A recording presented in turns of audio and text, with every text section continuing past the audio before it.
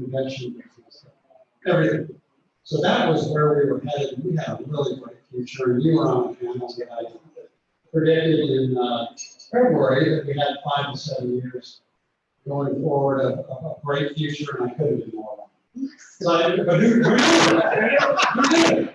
So I mean, that's where Las Vegas was going. The good thing, Dan's back here to redeem himself to say we don't have quite 5 or 7 years for that. All right. I'm not predicting anything more, don't listen to me. But I mean, so that's kind of where we were going, and a lot of experiential stuff, and a lot of really cool stuff. And now we're going to drop back, and basically, I put people into 3 categories: go, slow go, and no go. And so there's you have people that really don't care, and they're young, and they don't care if they get it. They might not have any symptoms.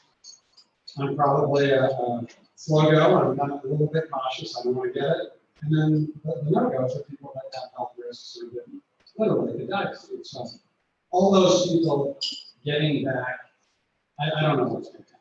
But I do know that retail accounts for about 1/3 of the GDP, $21 trillion, $7 trillion. Retail's not going anywhere. It's just being done differently, and we've accelerated through it. So how many people ordered? We've lost the audio from Lowry's. I don't know why. Ooh, lost the audio. Oh.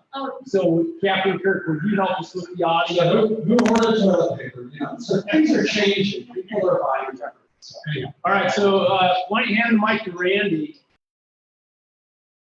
for business, but in the real estate business, he's in the construction side. He builds buildings that Dan puts retail tenants in, and tell us what else, kind of what you do in the real estate industry, Randy. Well, we build. Yeah.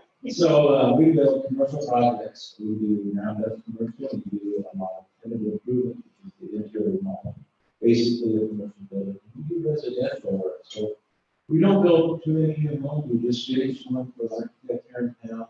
And we do a lot of residential remodeling. One other part of our I don't know if they can hear us in the room, but if somebody has a cell phone number for somebody in the meeting, maybe they can call them and we hear you. They can reinitiate the audio so feed. We deal with insurance restoration, their video. Which is funny. And it doesn't appear to be muted on my screen. They're unmuted. Damage from insurance loss, whether it's fire, flood, vandalism, a vehicle damage, things like that. So that type of business is not quite as effective as others in economic downturn and things like that. So I think one of the important things, Randy being in the building industry, back before COVID, what was your experience getting materials and labor and things like that? Labor meaning the people to do the work to help him finish his building. What was your experience with that? Well, we're experiencing a lot of things. Some contractors are very busy, and we've actually had some contractors who can't get their home and look out for a year and things like that, pre-COVID. The labor shortage is real. It's been real for a while, and it's going to continue to be challenging because tradesmen are just not coming up through the regs, and everyone's been converted to IT technologies and things like that. So that's the challenge that we have in construction is getting more tradespeople in the program before COVID, after COVID, on that. So before that, we were having moderate problems, not significant problems getting materials and things, but that's cool. All right, Matt, hand over to Matt. Matt, tell us a little bit about, Matt's obviously in a different sector, but he's in the real estate industry. Matt, tell us a little bit about your business and what it was like pre-COVID. Good afternoon, everyone. Thanks for having us. Our shop is a small entrepreneurial shop. I guess half of our business is truly land side, and then half of our business is retail, shopping centers. On the land side, we will do decent transactions, decent size transactions, buying and selling. But we also do, the old school Las Vegas land partnership of the old days, where you go buy a 5 to 10 acre piece out in Act Progress and put the W in 2 to 5 years. So we'll, I know things have totally changed in that business. In the old days, it used to be a 5, 10, 20 acre piece out in suburbia, and today we're buying 1 1/4 to 2.5 acre pieces. You aggregate them all together. Friends and family fund the deal, and then you wind up ultimately selling it to maybe a home builder, apartment builder, or somebody who wants to develop. That's the land side of our business. And Hey, Matt, real quick, so when you talk about aggregating, for those that, aren't in the industry, what do you mean by when you say you aggregate? We ended up acquiring, the deal we're in the process of working on, we bought 7 or 8 different 1 to 2 acre parcels. It's real work. We've got to go sit in somebody's living room, who's owned the parcel, or inherited the parcel from their brother's uncle. And they end up, we buy those parcels, we buy them, it's retail to us, but we put them all together. Today, a home builder will probably not buy a parcel that's any smaller than 5 acres. It really like to be 10 acres. And so we'll buy a home builder won't really buy a 1 1/4 or 2 1/2, or maybe a 5 acre site. So we'll buy them, group them up, put them together, and then make it easy to sell to a home builder or an apartment builder, and occasionally squeeze out a small profit. So that is what we call aggregate. Cool. Rich, go ahead. Tell us a little bit about your experience pre-COVID, and then also what you do. Hi, my name is Rich Robledo. I own a small residential brokerage called Plain Real Estate. We service buyers and sellers. We work with entry-level condos of 100,000 to representing buyers at the summit that are spending $2.5 to $3.5 million for a half-acre parcel in targeted investment. The pre-COVID numbers, we were extremely strong. Las Vegas is growing. As soon as COVID started, typically follow what California does. And in March, we came out with an addendum that gave the buyers the ability to cancel contracts. I had 6 in escrow, and at that time, 2 people decided to just walk, unsure as to what's going to happen in the market. Since April, we've come back extremely strong. We are starting to see the transfer of wealth that is extraordinary. We're seeing people leaving urban cities, LA, San Francisco, Portland, and Boston, and they're looking to leave these high-tax areas. So it's extremely interesting and it's fun. It is nerve-wracking. I've got a client moving from San Francisco. He sold a 2,300 square foot house for $2.8 million. And he bought a house, 4,600 square feet for 1.6. And he's thinking about buying. So that's exciting. Yeah, it is exciting. But what that does in our market is it creates a lot of different cross currents that are going on that are very hard to discern what's going on. In my neighborhood, where I thought, wow, that pre-COVID, that price was like the top. I mean, there wasn't anything happening. And then within the last little while, 4 homes have sold for way higher than that. And it's the people that are what is causing, who are these people that are buying way above what anyone here would have bought? Well, the biggest thing is seeing that industries have changed where people can work from home. Yeah.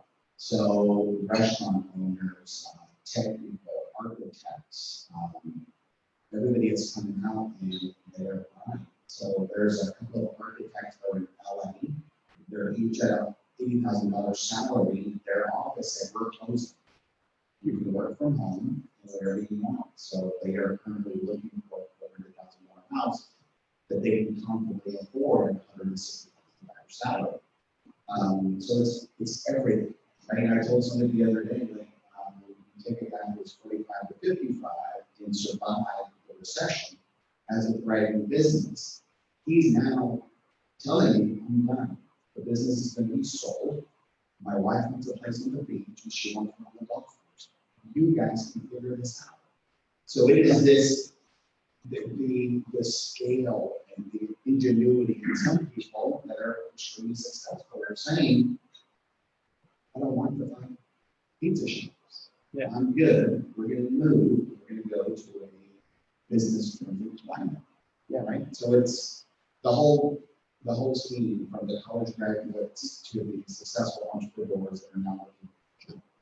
Cool. Why don't you hand it to Mike? Mike, why don't you tell us what you're up to, what you're into, and just your pre-COVID experience, and then we'll kind of walk through a couple other things. Go for it. Yeah, so like I mentioned before, about 5 years ago, I got into the back office of an apartment business, And I just started working with all kinds of clients, big and small, and just saw how they did business. And I said, I can do that. And so a couple of years ago, I partnered with some guys, and we're developing in downtown Henderson a nice 6-story, there's a rendering over there, a nice 6-story apartment complex. With the first floor is restaurant, the second floor is office, and then 4 floors of residential, with a pool on the top, on the roof. Luxury apartments downtown, Old Henderson, Water Street, with the view of the strip for all the residences. And we're kind of excited. It's a $45 million development.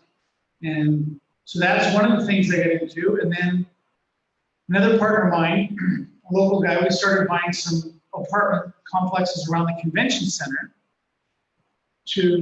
There's landlords that really aren't taking care of the properties. We come in, we buy them, we renovate them, we get some investors to come in with us.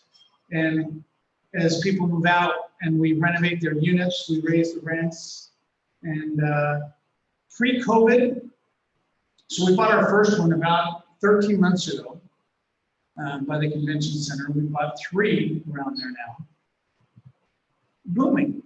I mean, people were delighted. We would renovate one unit. People would say, I want to move across the hall, basically, or across the complex, and I'm happy to pay $150 more. They were paying $640 for rent. Now they're paying $780, and they're happy because they got a much nicer, new countertops, new appliances, and highly improved property, and we're taking better care of security and everything. So that was pre-COVID, and we got 100% lease on the first one like that. And so there's definitely there's going to be a shortage in housing, and Mike sees that in what he does. That's why they're developing. There's many other developers that developing a lot of multifamily. It's kind of interesting. So I drove real close to that project yesterday. We had Mike down to Randy. So I drove real close to Mike's project, and as I was driving around, I noticed Randy's project that he had just built out on Water Street. Randy, will you just tell us about that? Because I think that's important. He'll tell us about it, but it signals a different way of doing things and the way that people are kind of changing from the old way of doing things to something that we have now. Why don't you tell us a little bit about it? So this project is a home I mentioned earlier that we built from an architect. How tall was it? It's like 56, 70 feet tall. It's Right on the Water Street, like right on the sidewalk. 3-story, very contemporary looking home. It has a 3-story pneumatic elevator, which, by the way, took 3 months to get because they wouldn't ship it from LA during COVID. That's one of the things that COVID's brought on, is this delay of materials and a bunch of other things. So we're getting groundbreaking ground. We had a official groundbreaking last week with the mayor. Thanks for actually showed up with groundbreaking for his next project next door, which will be retail on the first floor and then 2 levels being another 3-story building of apartments above that. And this will look identical to his house. So he can now work, essentially everyone's kind of working at home now, but he has an office off the side so he can just go back and forth. It's just one of those cool little projects that Randy's been working on. So as far as that goes, now let me ask you, so we're gonna ask Rich real quick. So Rich, the people that you're representing, are they coming out of that right there? Or are they coming out of state? Who are these people that you're representing?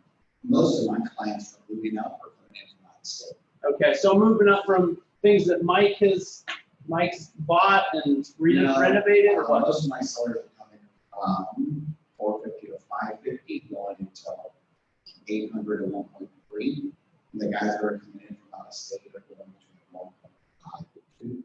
And then you've got that one who comes in and you're looking at $3 to $5 million lots to spend 15,000. Interesting. When, about a year ago, I sat through this economist in one of these real estate associations, and he said, his suggestion was exactly what Dan mentioned. He said, it's going to be 5 to 7 years of just strong running. And he said, unless there's a black swan event, which a black swan event is this huge thing that will basically overtake the globe, and lo and behold, we have COVID. All right, which impacts everything.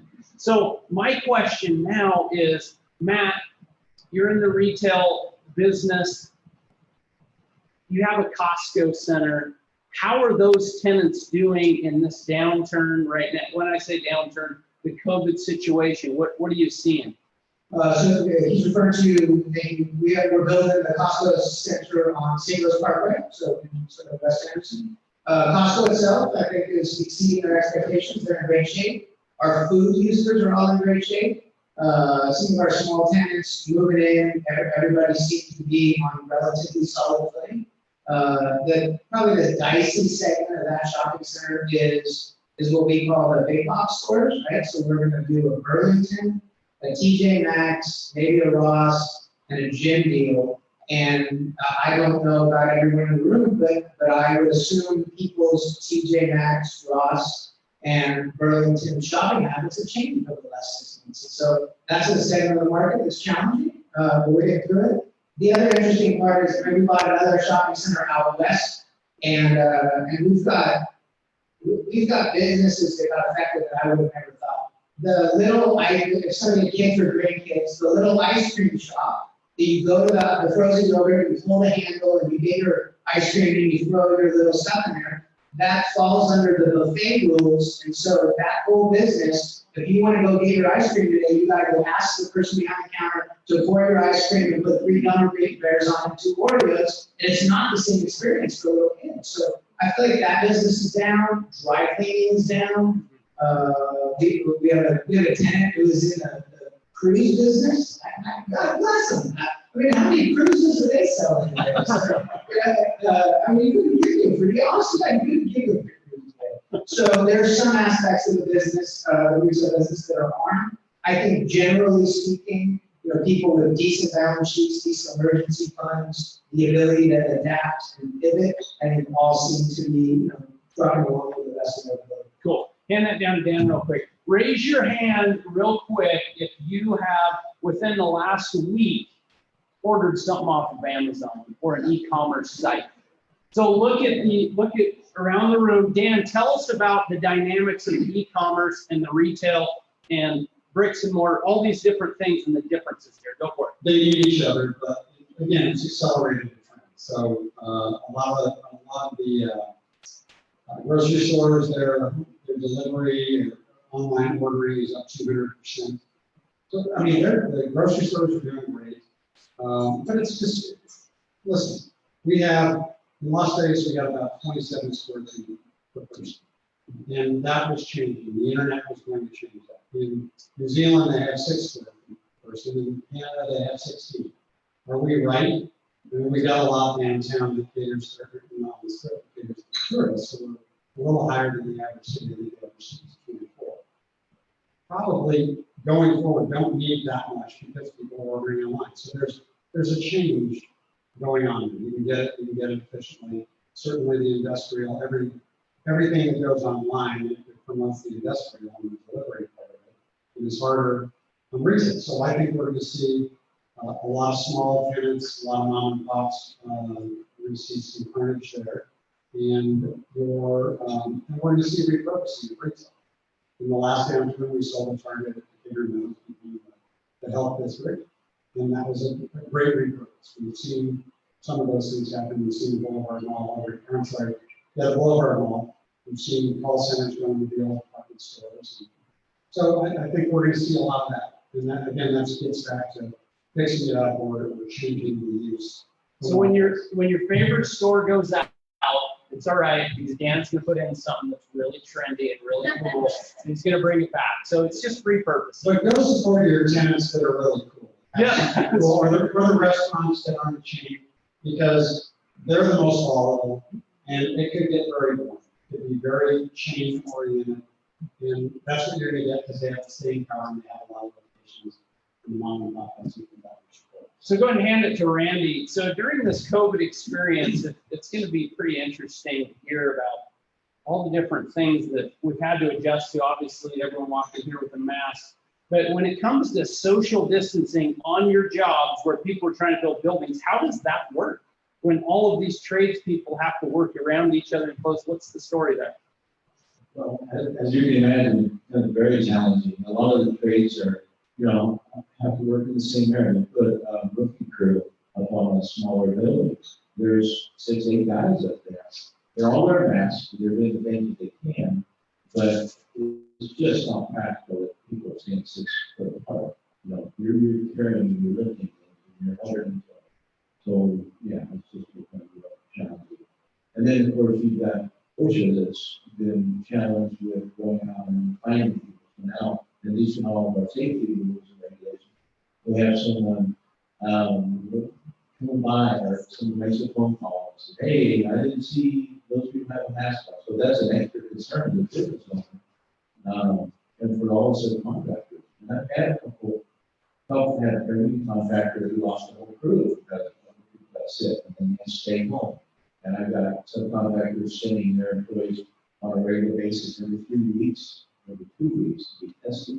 So they're trying to stay on top of it. So when when someone goes down in COVID and their crew, so to speak, is kind of wiped out for 2 weeks, do they just call in someone else and say, hey, just come fill in real quick? No. We talked about the latest story before, right? Yeah. So it's just, there's no backup for that. Yeah, so just be mindful of these different dynamics that COVID has brought. Just if you'll just pass it down to Rich real quick. Rich and I had lunch this past week, and we were chatting about the fleeing from Portland's and Seattle's, and obviously they're coming here. But you'd mentioned something about Idaho, Wyoming, these types of things. What's the future of that versus coming to Vegas, where there's a lot of people? So when people are leaving, they're going to Texas first, Idaho, Arizona, and then Las Vegas. And you're starting to see the median price in Reno is about $400, right? So you're starting to see everybody flee. You're just doing more. Got a guy who runs a hedge fund in New York. They told him to leave. So now he is living in Southern Highlands and travels. And it's just amazing to see that some people wanting to live in downtown LA are now looking to say, hey, I can fly from Vegas to Miami, New York, and Los Angeles, and in fact that evening, and be at my house. So they're leaving the big city, but they're going to cities where that industry has gone to. So Texas, they're going to Austin or Dallas, right? Idaho, we're seeing people leave the Bay Area, Southern California, Idaho. We're the fourth choice because of the heat. They're flying down from San Francisco, and she's not coming down this hot. We don't know if we're going to want to buy a house on Sunday or somewhere else. Cool. Hand that to Mike. So as Mike and I were chatting, so I came down from Salt Lake in 2004, and there's this small little town outside of Salt Lake City called Ephraim, and it's probably, 2 hours or so away. Mike, you're doing a project. What is the scenario there as far as this dynamic that Rich just mentioned, moving into these rural It's communities? crazy. So our team is also working on this rural development where we've basically bought most of the commercially available land in the city of Ephraim, Utah, which is about an hour south of Provo. And they have experienced 28% growth in home sales this first 6 months of this year compared to the year before. People are moving. They've got people from New York or LA moving to buy big ranches in the States, but they've got just a ton of people leaving Salt Lake and Provo to get the rural lifestyle, and less hustle and bustle. And, right now the Salt Lake area is kind of the new Silicon Slopes. It's the highest growth in tech jobs in the country is in the Salt Lake area. And a lot of those companies are, because of remote work, they're thinking I can move into some of these rural areas close by. I can get to the headquarters for my once a week meeting. It'll take me an hour and a half to get there. And so we're working with 4 different tech companies to build them kind of a tech campus for remote work. It's In a small little town. in a small little town. It's home to a small junior college, a 2-year college, but the state funded a 4-year software engineering program. And so they can pump out, 15 to 25 programmers a year out of this little college. Yeah, I appreciate that. We hand it down to Matt. So Matt, during COVID, he had a couple land sales. Matt, tell us about your land sales out there, just by Costco, Raider facility, Amazon. West Anderson again, St. Rose Parkway, south of St. Rose Parkway, not fronting St. Rose Parkway, sort of between St. Rose Parkway and where Raiders headquarters is today. We were lucky enough to sell 40 acres to a developer who was going to build for Amazon. And so that deal, thank goodness, we were in with those guys because I think they could have waffled and pulled the plug, but Amazon business was good. And so that deal was lucky enough to close. And then it's rumored, I don't know any of these moving parts, but then apparently that deal was sold. They were working on a deal with Amazon, and apparently there was a difference of opinions between the developer and Amazon. And so a different developer showed up to then buy 40 more acres next door to do a build system for Amazon. And so that ended up, we were lucky enough to close that, and that was knee deep in the middle of COVID. And so they were foot on the pedal and happy to be buying the property to then build for them. Cool. Pleasure. Thank you. That is like a grand slam deal. Let me tell you about, just real quick, my brief experience during COVID. I'm an office guy, right? And I don't think Tom's on here. Good. So Tom's not on here. But here's what happened is I leased office buildings. Everyone's working from home. And I got 0 calls for the first month. The second week of the for the first week of the second month, I got 1 call. So I was up 100%. Right? The third week, I got 2 calls. So I was up 200%. And so it's very slow on the office side. But, you know, there are grand slams that are taking place in the commercial real estate and all these other different markets. And then there are just these laggers that it's like, that's just the way it is. So you guys have something to throw into the questions? Yeah, go for it. We were just on a national call with our affiliates, and we were talking about their offices too. Brandon, you can do the Zoom stuff. Everybody's getting tired of Zooms. Yeah. They're really getting tired of it. And so they know that they've got to get back to an office, but the office is going to be different, and they're going to have what they call touchdown desks. So you may have 5 touchdown desks for 10 or 15 brokers where you can come in with your laptop, plug in, you've already got screens and stuff. So it's all there and set up, and because you're not there all the time. They're reconfiguring this. And then to what you were saying before, I'm fortunate enough to have an interest in development up in the Park City area. Yeah. And a lot of the Google guys are coming up there and buying houses. They're custom designing their houses with a big Zoom room. So they're away from quiet, and the kids aren't running for area, not in the kitchen, like I was, or in the dining room. And so, and they want to live up there, and they're willing to drive to town, which is only 20 to 30 minutes. And people's got a presence there. So it's been a windfall on residential development. It's a big land development. Thank you. Ballard's going to take one. And then any questions that we have? Okay. One thing, since COVID, you know, what's been surprising, we haven't been able to do evictions. Some people that we're pretty sure could pay, haven't paid just because they know there's a moratorium. That comes off on September 1st. We think 2/3 of those will work out a payment plan with what they've done. A third we're probably going to be gone, which typically we've seen about 10 to 15% didn't pay, that we couldn't evict. And so that's one of the trends. However, our rents are still going up. For the ones that are vacated, rents are still going up 3 to 5% quarter over quarter, which has been crazy for us. And one more thing.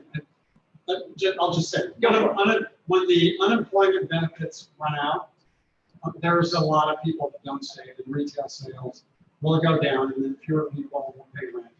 That might be the other shoe dropping. Yeah. We slide deeper. So nobody knows what's going to happen in the future, and it's going to be really interesting. We have another question. We have this question first. It was. Go ahead. You're up. What was your name first of all? I'm Tom. Tony, that's right. I just want to know, is the mixed use thing the new trend pre-COVID or only post-COVID? Free. It's all pre, It was, yeah, this was in the works 2 years ago. they haven't done that before out there, and there was only one slightly downtown. Is that the newest You're trend now starting to out see, here? This has been going on for a while. Chinatown, they did it. So, yeah, so there's a few different ones. There are big mixed use developments, and then there are smaller mixed use developments. Over on, it's called Spring Mountain over by Chinatown, there was 4 properties. They developed a 3-story apartment complex, multifamily, over retail. That was a trend for a little while. It looks like that's what Mike's doing in his scenario. And then there are the massive mixed use, like the district. I don't know that we're going to see many of those in the next couple. I mean, they've talked about the Uncommons out on like Durango and 215. It's under construction. Under construction. So, all right. One more question. Okay. Did you find any on the? I didn't see any on the Zoom. Okay. Okay. Captain Kirk. Kirk, I think Captain Kirk has one. I do. Go for it. So we're talking about commercial, we're talking about residential, both have property taxes. Migration coming out of commercial, going to residential. What's the prediction of what will be property taxes for the people that work at home? If 40% of the workforce is doing it at home, what happens to property? No, that's a good question. They just tax you the same. Yeah. Doesn't matter if you're using it or not. Nothing. Now, sales tax is a different deal. That will be different. Okay. And it will be less. Do you have a follow-up question on that? Yeah. Well, my thoughts are that if there aren't as many people working in a commercial space or an industrial space that are now having to work from home, there's a lot of space that's now in residential, right? In use as opposed to the commercial or the industrial. This is what I hear you guys saying. This is very transitional. It's with a lot of unknowns. But the tax base is based on land value and replacement cost. It is, but if I own a highway, it's at 60. Yeah. I have to buy 40%. You got a problem. You can't have a lot of debt, you got a lot of And problem. I carry that. And that's really what this comes down to. If you're heavy in debt and your tenants aren't paying, then it's you and the lender. But the tenant and the landlord and the lender are going to eat each other under certain scenarios. If you own free and clear, the lender's out of the picture, they work out. So- Landlords and tenants are working together. Lenders are saying, I'm not ready to cooperate. That's what we're here. And counties still like that. I'll say 2 things real quick. Most because other than the retail stuff. So here's the thing is, so in office buildings, for instance, and in industrial buildings, whether there are people there or not, there are still long-term leases in there. So people are still paying those leases. So that's one thing. Now, the way that, and then I'll close it here, the way that the county could possibly is they could repurpose buildings and assess them at a higher value. That's one way that they would potentially get around this whole tax thing. So just be mindful. The final thing is Las Vegas has a lot of opportunities still, and we'll come back. Be grateful we have the airport just for that, for what Rich and his clients are doing. So with that being said, I want to thank the All-Star panel and thanks for having me.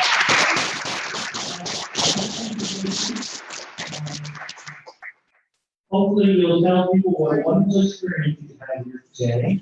At Rotary, and just to jumpstart that conversation, we'll give you a Rotary People of Action license plate frame for your car, so when people ask you about it, you can tell them what you're telling them today. Thank you very much. It was a pleasure. And for each of our panelists, we have a very valuable collector's, what they can say, Bear Pen Award. And we will be donating to the U.S. Your Army. picture, with your,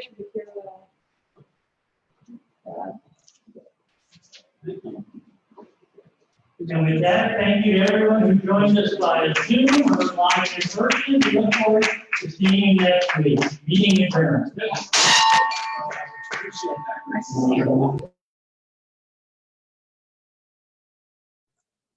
So I muted the room if we we want to talk. I think the reason the audio is so crummy is that they're overloading the computer in Lowry's with just too much audio coming in, because when you can hear when they're speaking way back away from the microphone, you actually can hear it fairly well. So I don't know. I'll try and get a message to Kirk Alexander, who has set up the system there. And maybe when Kirk Holmes finally comes back in town, we can get the fix the audio, but I could barely understand anything. I'm sure everybody else was in the same situation. Kathy, you're muted. You need to unmute. Looks like you're trying to talk, Kathy. Okay, there. There you I go. was gonna ask you if the earphones helped. Well, they don't help me hear any better. I can hear fine for the speaker, but I'm wearing it because of the microphone. So because it has a microphone on it, people who I'm talking to can hear me better. Okay, I didn't know if it was less garbled if you had the earphones on. No, it's garbled coming from the room. It's unfortunate that. I mean, it was a really good discussion. I really wanted to hear it, and it was just you couldn't understand it. Yeah, that's the problem. And there's no reason for that because those of us who are on Zoom talking to each other can hear each other fine. So it's a problem, and they can hear us. The problem is the audio coming from the room there. Background. Yeah, I think we'll probably eventually get it right. But and I checked, it's the same on Facebook. I tried listening on Facebook. Yeah, I've tried 2 different meetings, and you just couldn't understand anything. It was so. Yeah. Well, we're hopefully we'll get it right, or they'll find a cure for the virus. Well, I appreciate you guys, you and Kirk, trying to keep us all connected. Yeah, well, it's not quite the same as being there, but No, it's not. so there are a couple plans that are in the works. One of them is to try and change the order of the meeting so that we don't have to sit there with dead air while they're eating. So either they'll eat before or afterwards, and then we'll join the meeting by Zoom. But we need to do something with the technology that's in the room there. They need some multiple cameras, and they need to fix the audio. And it's doable. It just unfortunately, we're not full time in Lowry's, and we don't have everybody there. So, and Kirk is away on vacation, Kirk Holmes. So Yeah. we'll get it right eventually. Well, hopefully we'll get this virus conquered and not have to worry about it. That would be even better. Yeah. Yeah. I don't know. They keep talking about all this promising stuff. So apparently Jim Cole was involved in one of these trials. Oh. It's a double blind one. So as he said, Yeah, so I have no idea what I got, but I got something. Yeah, you either have a salt injection or you got a vaccine, right? Yeah.